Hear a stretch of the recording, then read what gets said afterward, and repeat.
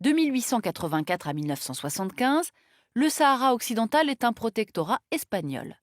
Mais à l'heure de la décolonisation, le Maroc, indépendant depuis 1956, et la Mauritanie depuis 1960, revendiquent tous les deux ce territoire où l'on vient par ailleurs de découvrir du phosphate.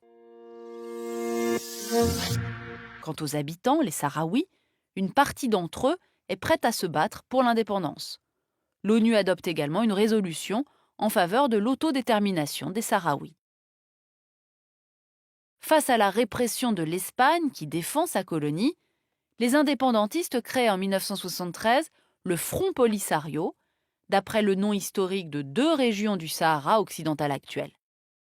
D'inspiration socialiste, le Polisario est soutenu par l'Algérie, ravie d'affaiblir son voisin marocain, qui jusqu'en 1969 revendiquait aussi la région de Tindouf.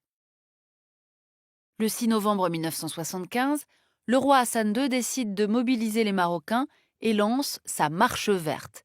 350 000 Marocains, encadrés par l'armée, pénètrent dans le Sahara espagnol.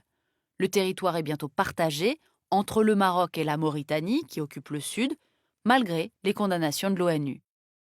Cette démonstration d'unité nationale a pour Hassan II l'objectif de renforcer son pouvoir autoritaire. L'Espagne, en pleine fin de règne franquiste, laisse faire pour se maintenir à Ceuta et à Melilla. Des dizaines de milliers de Sahraouis vont fuir vers l'Algérie, qui va devenir la base arrière de la République arabe sahraoui démocratique, la RASD, proclamée en 1976. En 1978, l'armée du Polisario défait la Mauritanie. Mais dans les années 1980, les troupes marocaines se renforcent, érigeant des murs de sable contre les incursions des indépendantistes. Ce mur, appelé Berme par les Marocains et mur de la honte par les Sahraouis, est long de plus de 2500 km.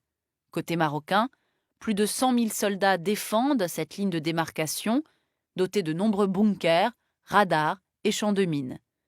Le mur dessine une nouvelle géographie. 80% du Sahara occidental est occupé par le Maroc. Le reste est sous contrôle du Polisario, qui parle de territoire libéré.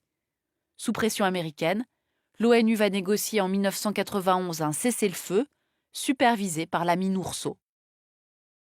Elle doit aussi organiser le futur référendum d'autodétermination prévu par l'accord.